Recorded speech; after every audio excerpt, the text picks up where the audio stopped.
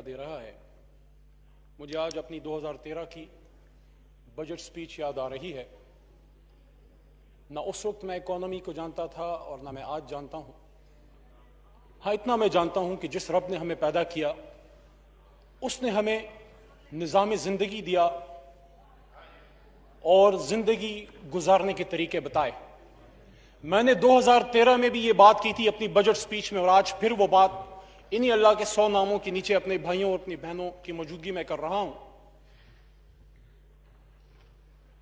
کہ اگر پاکستان کو ہم نے چلانا ہے تو اپنی اصل پہ واپس آنا ہوگا، اپنی بنیاد کی طرف واپس آنا ہوگا.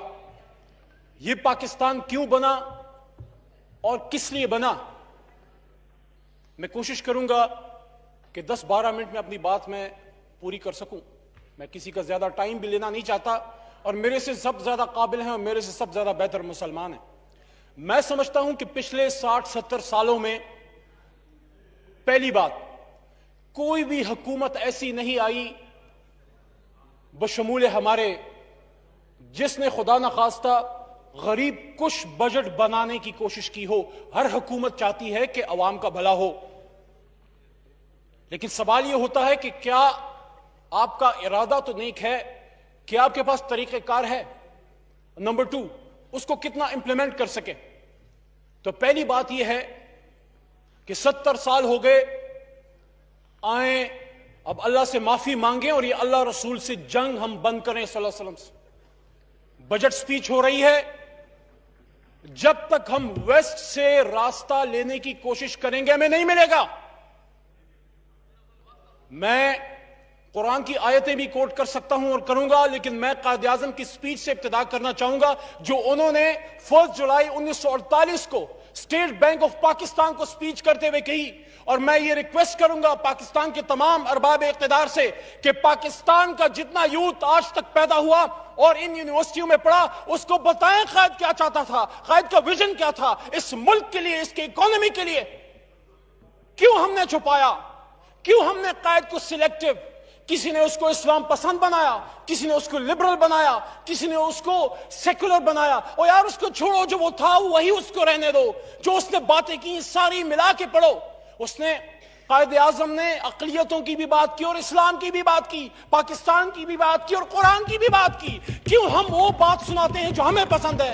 میں اگر لبرل ہوں میں قائد کی اسلام کے متعلق باتیں چھپاؤں گا. میں اگر اسلامسٹ ہوں تو میں قائد کی سیکولر جو کوئی انہوں نے بات کی ہے اقلیتوں کی حقوق کی اس کو چھپاؤں گا. کس نے ہمیں حق دیا کہ اس آدمی کا کردار ہم اپنے، یہ ہمارے پاس امانت ہے کہ اپنے بچوں کو پہنچائیں. 1942 all India Muslim student federation youth سے خطاب.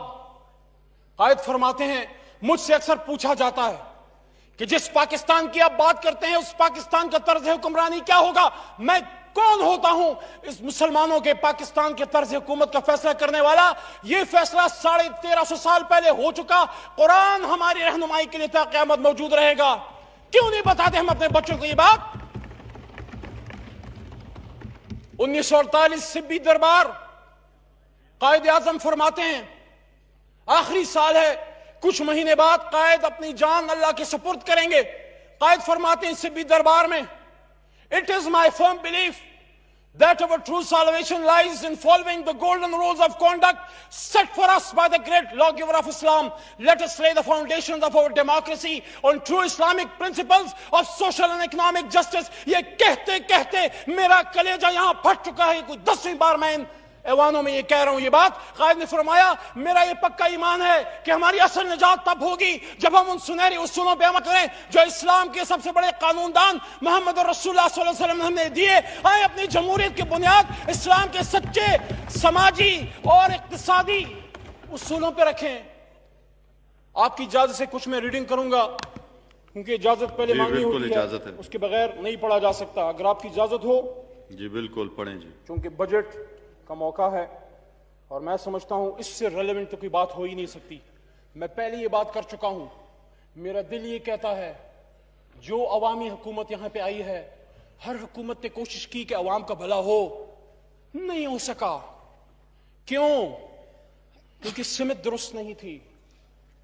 ہاں میں جانتا ہوں آج سود سے نکلنا اتنی جلدی آسان نہیں ہوگا، لیکن ظلم کو ظلم تو جانیں، غلط کو غلط تو سمجھیں، ارادہ تو کریں، اللہ سے راستہ تو مانگے، پھر اللہ راستہ دے گا۔ اور جب سود سے نکلیں گے، اسلامی بینکاری کی طرف آئیں گے، جب ویسٹ سے منہ موڑ کے مدینہ کی طرف رخ کریں گے، اللہ ہدایت دے گا۔ قائد فرماتے ہیں کہ I shall watch with keenness the work of your research، اور اسٹیٹ بینک کو کہہ رہے ہیں 1 جولائی 1948، I shall watch with keenness the work of your research organization in evolving banking practices compatible with Islamic ideas of social and economic life۔ کہ میں بڑے غور سے اسٹیٹ بینک کو کہہ رہا ہے قائد، آپ کی ریسرچ کو دیکھوں گا کہ آپ وہ اصول مروج کریں جو اسلام کے معاشی اصولوں کے مطابق ہوں۔ کیا 70 سال میں کسی نے کیا؟ میں نے کیا، آپ نے کیا، کس نے کیا؟ آج اگر میرا لیڈر عمران خان مدینہ کی ریاست کی بات کرتا ہے، میں ان سے ریکویسٹ کروں گا، میں ان کو ذاتی طور پہ بھی کہہ چکا ہوں، کہوں گا، اور پورے ایوان کو میں یہ کہہ رہا ہوں، پہلی بار پاکستان میں مدینہ کی ریاست کی بات چل رہی ہے، آپ کی بھی ہمیں تعاون، خاص کر علماء کرام کی ضرورت ہے۔ پہلی بار کوئی پاکستان کا وزیر اعظم 75 سال میں پہلی بار مدینہ کی ریاست کی بات کر رہا ہے، اس کی ہیلپ کریں، اس کو سجیشنز دیں کہ اس دلدل سے، اس کوگمائر سے ہم کیسے نکلیں۔ The economic system of the West, یہ سنیں، قائد اعظم جو بارٹ لا تھا، جو لنکن کا بارٹ لا تھا، جو انگریزی میں بات کرتا تھا،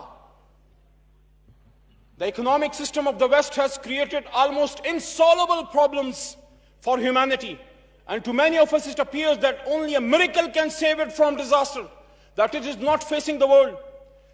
It has failed to do justice between man and to eradicate friction from the international field. On the contrary, it was largely responsible for the 2 world wars in the last half century. Ab aage sunein, bahut important. The Western world, in spite of its advantages of mechanization and industrial efficiency, is today in a worse mess than ever before in history.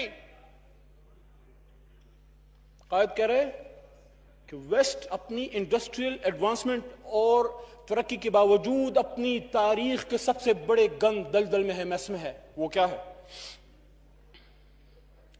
The adoption، میں پاکستان کے تمام اکونومسٹ کو کہہ رہا ہوں، خدا را سنیں قائد کیا کہتے مر گیا، اپنی جان دے گیا، اور آپ کس کو فالو کر رہے ہیں؟ The Western world, in spite of its advantages of mechanization and industrial efficiencies, today in a worse mess than ever before in history.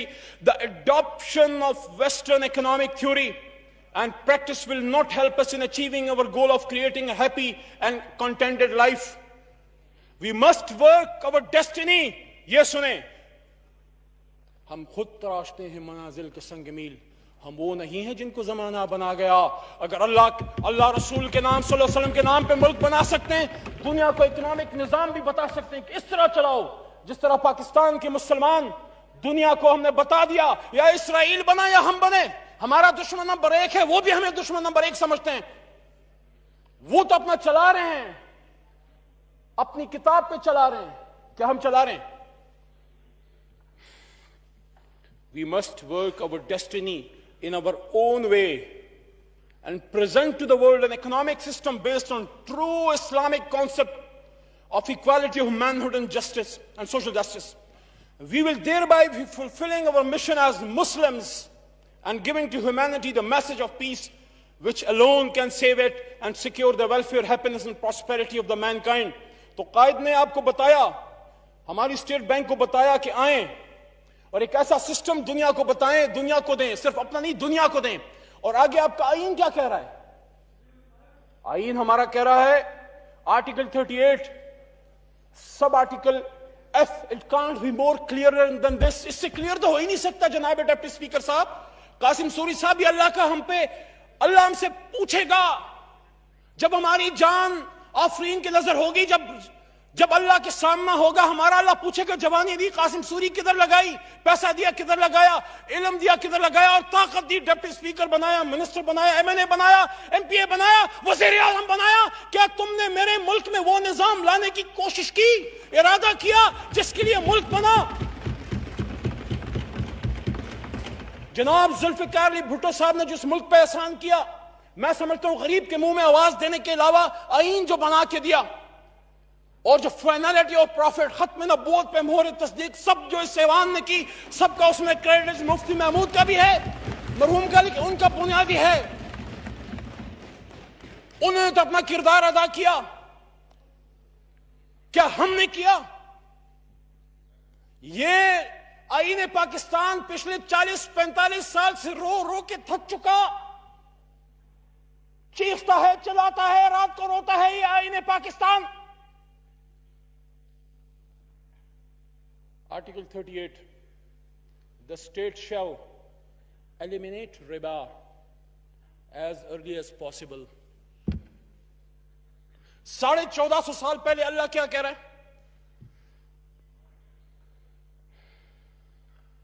الذین، بسم اللہ الرحمن الرحیم، سورہ بقرہ آیت 275، الذین یأکلون الربا لا يقومون الا كما يقوم الذي يتخبطه الشیطان من المس ذلك بأنهم قالوا إنما البيع مثل الربا وحل الله البيع وحرم الربا فمن جاءه موعظة من ربه فانتهى فله ما سلف وأمره إلى الله ومن عاد فأولئك أصحاب النار هم فيها خالدون۔ مفہوم یہی ہے کہ جو سود کا کام کرتے ہیں وہ ایسے اٹھیں گے جیسے ان کو جن شیطان نے مس کیا ہو۔ آگے چلیں، جلدی جلدی پڑھ رہا ہوں، ٹائم قیمتی ہے سب کا۔ يمحق الله الربا ويربي الصدقات ولا يحب الله ولا يحب كل كفار اثیم۔ اللہ سود کو ختم کرتا ہے اور صدقات کو بڑھاتا ہے۔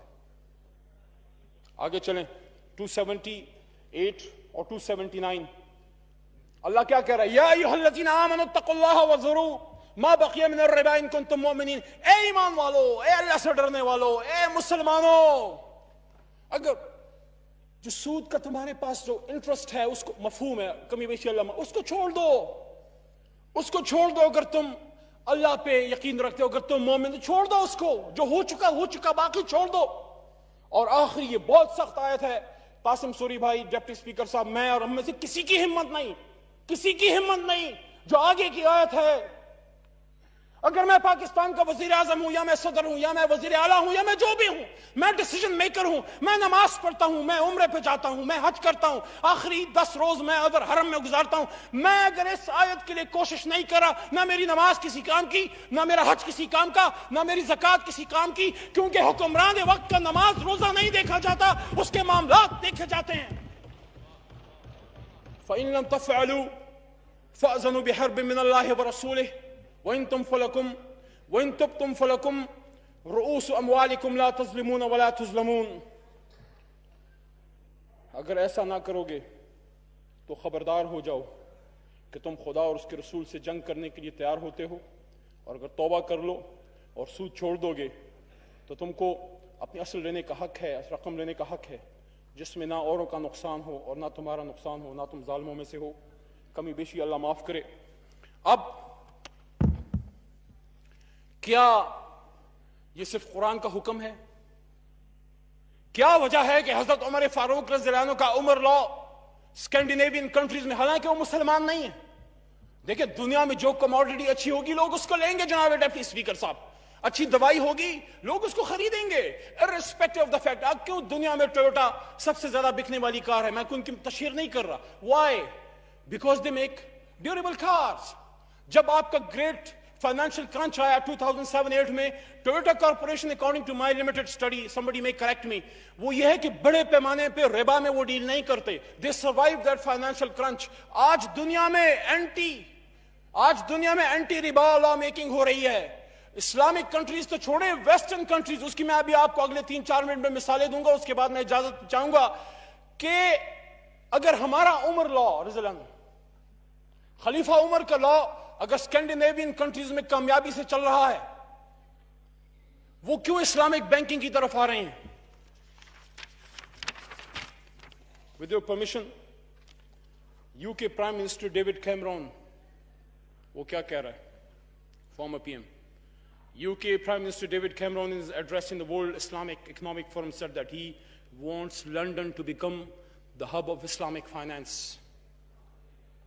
IMF study on financial crisis in 2018, Christine Lagarde, Islamic countries کے فائنینشیل ریپرزنٹیٹیوز کو کہتی ہے کہ ہم تو آپ کو اسلامک بینکاری کی طرف ترغیب دیتے ہیں، آپ کیوں نہیں آتے؟ ایشین ڈیولپمنٹ بینک پاکستان کی ہماری فائنینشیل انسٹیٹیوشنز کو، ہماری فائنینس والوں کو کہتے کہتے تھک گئی کہ ہم آپ کو اسلامک بینکنگ کی طرف سپورٹ کرنا چاہتے ہیں، آپ آئیں اس طرف۔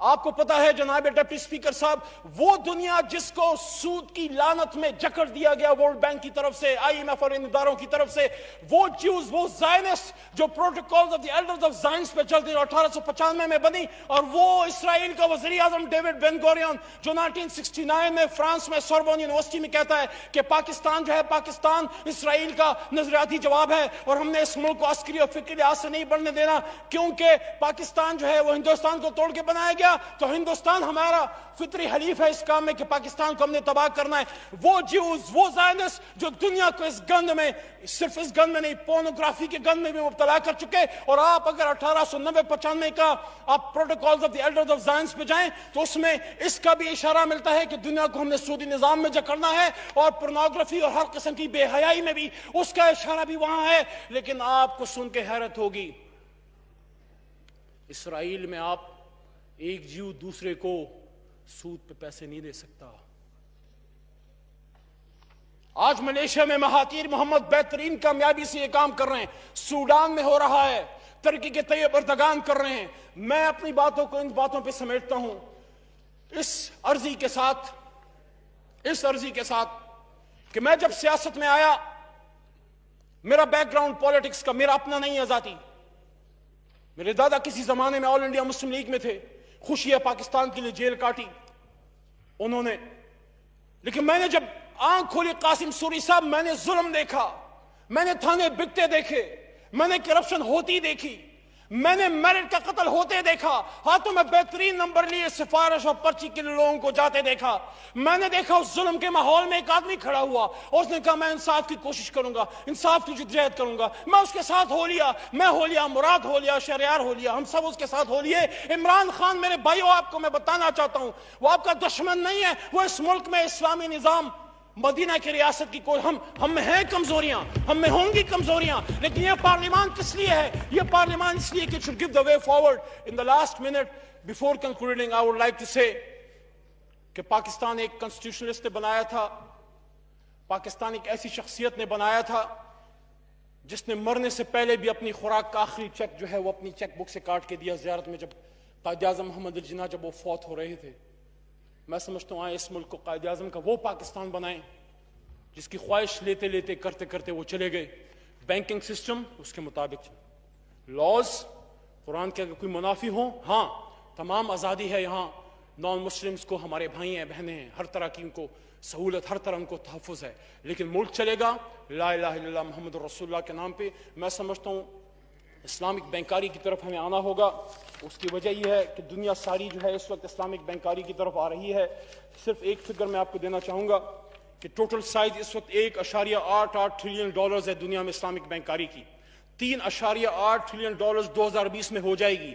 ہمیں اس سودی نظام سے نکلنا ہوگا، اپنے بینکاری سسٹم کو اسلامک بینکنگ سسٹم پہ لانا ہوگا۔ انٹرنیشنل ایکسپرٹس ہمارے پاس موجود ہیں، تقی عثمانی صاحب جیسے لوگ موجود ہیں، بینکنگ سٹارٹ ہو چکی ہے، دنیا بھر میں سٹارٹ ہو چکی ہے۔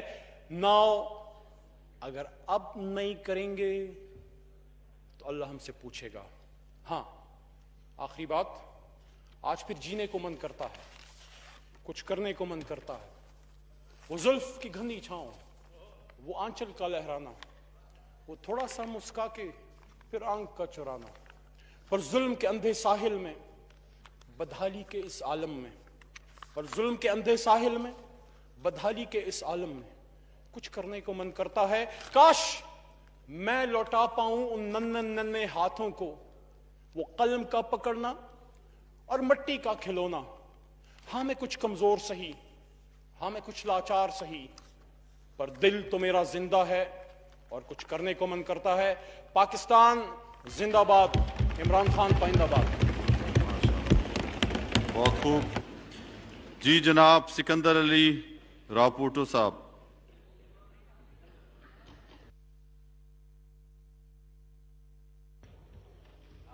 شکریہ مسٹر اسپیکر صاحب، جو آپ نے مجھے 2000 19-20 के बजट पे तकरीर करने सीनियर का मौका सहाफ़ी शफीक कुरैशी की ज़ेर सदारत जोड़वा शहरों से शाया होने वाला पहला मुकम्मल मुकामी अखबार रोज़नामा 99 न्यूज़, जिसमें मुकामी खबरों के अलावा शामिल होती हैं तमाम कौमी और बैनुल अक़वामी खबरें। दौरे जदीद के तकाज़ों के ऐन मुताबिक अब तमाम social media tools Facebook, Twitter और यूट्यूब के साथ भी दस्तयाब है। आज ही अपने हॉकर से इसकी कॉपी बुक करवाएं या विजिट करें www.99newschannel.com।